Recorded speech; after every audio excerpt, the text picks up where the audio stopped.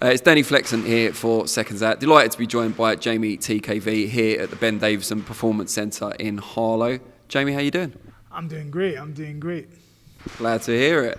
Now, little birdie tells me you turn 30 in a couple of months. So does that give you any extra kind of motivation to get to where you want to get to in boxing? Oh, definitely. That's why I'm pushing on as much as I can. You know, really turned pro at 27. Which was quite late. Was supposed to even turn pro at 25. But obviously the Olympic stuff, I thought, let me do it. Obviously, COVID came in 26. Turned pro really 27, had my first fight.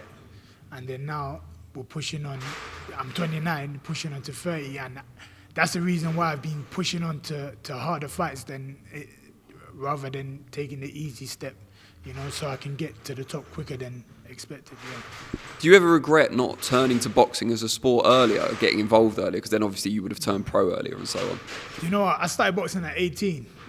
18, just about to turn 19. So I did start late. I come from a freestyle wrestling background. Like my dad's a wrestling coach. All my siblings are all wrestlers. I was a national champion in wrestling, 6-time national champion in wrestling, junior world champion in wrestling, European champion. So I've done it all in wrestling. But boxing is a sport that I've always loved watching.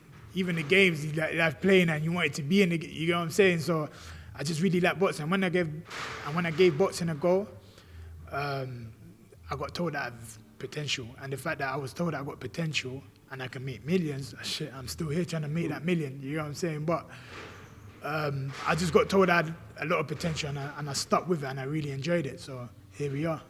What did your dad and your brother say when you told them you were switching to boxing, especially as you were clearly a gifted wrestler like the rest of the family?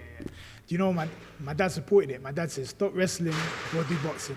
Literally, I stopped wrestling because wrestling, I had a lot of back injuries from the slams and stuff and stuff. So I stopped wrestling completely, went straight into boxing 100% and did as well as I can. I had 72 fights, you know. I won 2 national titles at development level, won all the I won the box cups. You know, I had a lot of international experience. You know, I was ranked number 9 in the world, so I did pretty well for a person who started quite late in this sport. Do you find many transferable skills between wrestling to boxing? Definitely, especially the discipline in terms of core strength and just certain moves, like even in the clinch. There's a lot of moves I do in the clinch that people don't realise, but yeah, I do a lot of tricks just because of my wrestling background. Do you have to hold back from the takedowns? Like, is it ever like muscle memory? You're just ready to throw them over? Nah, not anymore. But you know what? Early on, I did used to move people about. Yeah, you know what? Sometimes I still do, but yeah, the muscle memory's still there, but it never kicks in all the time, you know? Now let's talk about your goals. When are you next out, and what are you aiming for? Is it English title first, British title first? Tell us. Whatever title is available, to be honest. It could be any title. As long as I'm fit to fight, I'll take any title. It don't matter what order. And when are you next out? Next week, on the 30th of September. On that big show. Any idea of the opponent yet? We will be announcing the opponent possibly this week. Yeah. Good to hear. Now, English and British titles. Current English title holder Sol Dacres. British title is with Frazer Clarke, of course. With Fabio Wardley, of course. They're both interlinked at the moment. What did you make of Frazer's last performance against Dave Allen? And I know there's a bit of history between the two of you. You know what? He had to do what he had to do, you know, because Dave Allen was making it difficult for him to win, clearly. You know, he was making excuses with the ref. As we know, he's an experienced operator like in that ring, so he knows what to do to get the ref on his side and stuff like that. Frazer Clarke wasn't hitting him low, so I mean, he had to do what he had to do. He got the win, and that's it. You just got to move on from there on. I believe the beef, if you want to call it that, between yourself and Frazer started when he was interviewed after a fight and he suggested you could be a useful tune-up coming back from an injury, which is inherently disrespectful, of course. Was your opinion towards him warm before that? Yeah, I've never boxed him, never sparred him. Me and him don't really know each other before that, but obviously, as we both got signed by the same promotion, we see each other, we greet each other. You know, I had no issues with Clarke. Never had no issues, never intended to have issues with Clarke unless we get to the level where we have to fight each other. But then when he came at me not necessarily came at me, but the way he dismissed me, it made me say, you know what, I need to show these guys that I ain't no punk, because these guys are thinking I'm some punk, or I ain't capable of being on their level. So I had to show them, and that's the reason why I call him out all the time. I taught him. Does that make him the #1 priority now? Oh, definitely. He's my #1. Like, I'm going for him first. Then everyone else can follow after. And we saw Fabio Wardley, maybe that's why I misspoke earlier, getting into it at a press conference for the Fury and Ngannou show, in which they're supposed to clash. We haven't heard any updates since, because obviously Fabio sustained a couple of cuts. What did you make of that? And have you ever been tempted to get into it with anyone at a presser? Do you know what? Only if it gets to that point where the guy's disrespecting me, I'm not going to lie to you. Don't disrespect me in person, because I'm the type of person that will react. So, but like that situation, I don't know. I know both guys, and I don't know what to say. You know, I have to remain neutral, of course, but you know, it's a very unfortunate situation, because that situation could have caused the fight to be off, and they could have missed out on a payday, missed out on the opportunity to fight in Saudi. You know, so it's just a very unfortunate situation. That's all. Do you know David well? Is he someone you've ever worked with or sparred with? Yeah. I spar him. I used to spar him a lot from even when I was still amateur and he just turned pro, even as I turned pro.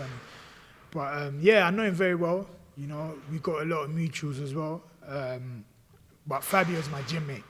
We're together all the time, you know. So, and he's still grafting. Don't get me wrong, he's still grafting, and yeah. So we should expect the fight to take place as planned? Bit of inside knowledge? I hope so. I'm hoping so. If there's, I don't know what's going to happen, but I do hope that the fight does take place. And I do hope it's for the British title, because I did see something that the British title won't be sanctioned, like it won't be sanctioned for this fight or whatever. But I do hope that they do fight for the British title, but I believe that's going to be a great fight. And you said Fabio's a gym mate of yours. How would you feel if he's still the British champion when you're ready to challenge for it? What would happen there? You never know with Fabio's plans. You just never know. We'll work it out. There's different directions we can both take. It doesn't matter. We'll find ways. We'll always find ways. It's not an issue. But you don't see yourself clashing? At the moment, no. And we talked about kind of the domestic scene, and you've sparred David Adelaide, but you've been most noted recently in terms of sparring with going out to the US and working with Anthony Joshua in his last 2 camps. I think you told Sky Sports that you'd seen a very aggressive Joshua in sparring when he was preparing for Dillian Whyte. Once that changed to Robert Helenius, and you've obviously seen that performance, do you think that aggression changed at all? I just think the game plan changed. Not necessarily the aggression. It was just that Dillian Whyte, there's a certain way to fight Dillian Whyte. With Helenius, you've got to probably be a bit smarter. You can't just walk in. You can't just be too aggressive. You have to be a bit smart. So I guess the game plan changed. I feel like that was the only difference, the game plan. How many rounds, roughly, do you think you've done with Joshua at this point? I don't know, probably 50 or over, maybe. Yeah, around that, 50 or over, from 50. Maybe. What do you make of them, the sparring sessions that you've had? Amazing, they're great. Like, when I get in that ring with AJ, we come out both happy. And that's a good thing. The fact that we're both happy coming out that ring, that's the main thing, you know.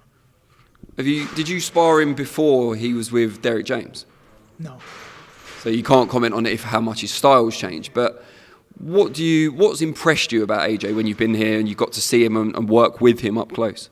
It's just his discipline. He works hard. Like, AJ actually works really hard, and he's very disciplined. So that in itself is very impressive. Like the way he keeps himself disciplined. He don't step out of line. He keeps his head straight, and he's on his goals. He's doing what he has to do. So. And there's been some people, Thomas Hauser most notably, suggesting AJ should retire rather than fight Deontay Wilder. You don't agree? There's more money to be made, man. There's more money to be made, and he's got a lot of fight in him. Like, people are just hypocrites. Or not necessarily hypocrites, but I don't know, man. People just talk too much. I just feel like AJ has a lot of fight in him. He's got a lot of fights there for him, and there's more money to be made. That's the only way I could put it. How much chance do you give AJ against Deontay Wilder? I give him, look, like I said previously, if AJ comes in there aggressive, goes to Wilder instead of standing back a bit, he's going to give Wilder big, big problems. And based on that, and you've shared the ring with him, do you think that's the type of AJ we're going to see going forward? I hope so. Like, that AJ is very dangerous for anyone. Would you like to go back for another camp? Of course. I'll help out AJ anytime he needs me. And how impressed were you with the other guys and general setup of the gym out there in Texas? Oh, amazing! Like, everyone's good people. Everyone's nice. Not only to me, but everyone's just nice to each other. And it's just good to be around people who are at the top of their game, and we're rubbing shoulders and talking to each other, getting advice. You know, spending some time together. You know what I'm saying? So it was just a great experience in general. Yeah. And what did working at that high level and alongside AJ, former two-time unified world champion, what did that tell you about how far away you are from world level and how long it might take to get there? It gave me a confidence booster. Like I said before, it's a measuring stick, and I was measuring what level I can really get to, and I was happy with how I assessed myself. And is there anything in particular that when you were out there doing the sparring or talking to Derek James that you felt you needed to work on, maybe stuff that you hadn't thought of before? Nothing major, just small little stuff like movements and stuff like that, but nothing major. Because there's a lot that I do already that they liked anyway, but it was just like small little stuff, really and truly. AJ give you any advice or praise or both? Yeah, he gave me praises, gave me advice. He just told me to stay doing what I'm doing, and I'll get to where I need to get to. And just sticking with your division, we know Tyson Fury's WBC heavyweight champion, but his next fight's not for that title. He's a crossover fight with a former UFC star in Francis Ngannou. What do you make of that? And do you look at it enviously at all, you know, making that sort of money in a fight you're widely expected to win? To be honest, yeah, I'm not going to lie. A fight that he's expected to win is making that amount of money. I didn't even think of that until you mentioned that. So, yeah, like, that's a blessing. Hats off to him. But the only thing is that he's kind of stalling the heavyweight division when everyone's supposed to get these big fights, and someone to become the undisputed heavyweight champion is kind of stalling it and stopping it. And he's quite vocal about that. He said he don't care about being undisputed. So in a way, obviously, what I say probably won't be. But to be honest, He'll watch this. Yeah. But I was gonna say the WBC should take his belt and let someone else fight for it, a vacant fight, and then hopefully from then we can get everyone else to fight. So if you're not willing to fight your mandatories, then that's how the rules are. But I don't know how it works. Like if you're not willing to, they take your belts, right? Well, they've got to give him a mandatory first. That's the thing. I think they said they're discussing it in November, so they're waiting at the moment to see if they can find him one. Yeah, they've been very lenient with him. I think it's fair to say.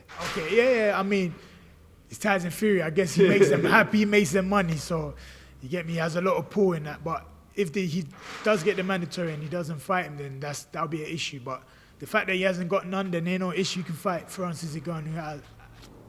Like, you can fight him. That's all good. And in a fight that we'd probably much rather see, Fury against Usyk for all the belts, who'd your money be on? Tyson Fury and Usyk, yeah. I think Tyson Fury, you know. I actually think Tyson Fury should fight Usyk next and end all the talks. Just end it all. Get that undisputed. Show that he's one of the best in the division and call it a day. And then probably come back and do that events where he can make 100 mils again. You know what I'm saying? Like, you don't have to fight for world titles anymore. You can just make your 100 millions elsewhere. You know what I'm saying?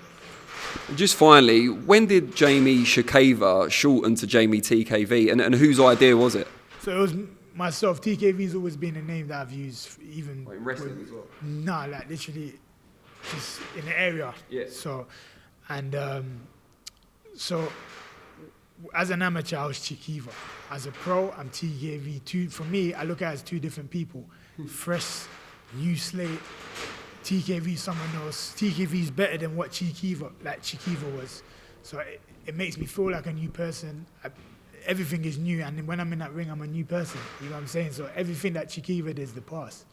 Never existed. I'm TKV, and that's me right now. A bit like Alan Babich and the Savage, just not with the same outcome. Yeah, of course. Yeah. All right, just before I let you go, just tell people out there how they can find you on the different social platforms so they can get to know you a bit better. Okay, my Instagram is Jeamie, which is spelled Jeamie, Jeamie TKV Boxing. So Jeamie TKV Boxing, and then same name for my Twitter. Great stuff. Really appreciate your time.